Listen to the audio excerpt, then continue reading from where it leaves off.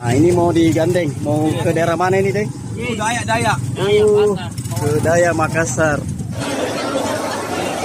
Terima kasih banyak informasinya, Deng. Waduh, ternyata ikannya tadi itu harganya hampir 1 juta. Dikerjakan, dibersihkan.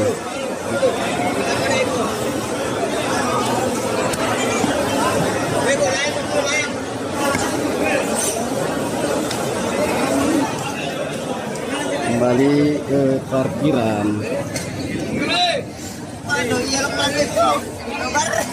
Di bagian parkiran di sini masih banyak juga jual ikan, menggelar dagangan ikannya.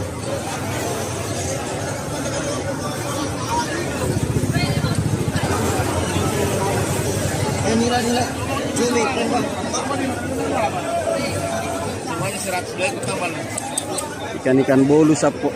10.000 Pak. Ada penjual nasi kuning. Selain perahu-perahu yang mengantar ikan tadi, ternyata ada mobil-mobil pengantar ikan di sini, antar ikan dari mobil. Ya, ada adeknya, kode gabusnya NR. Hai guys.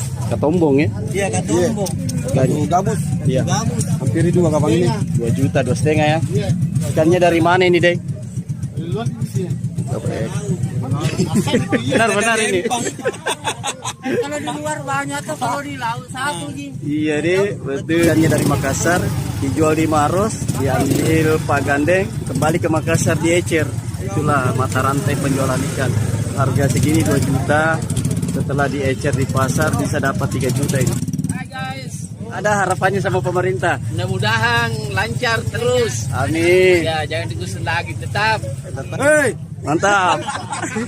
Mau tanya ikannya ini dari daerah mana? Potere ya?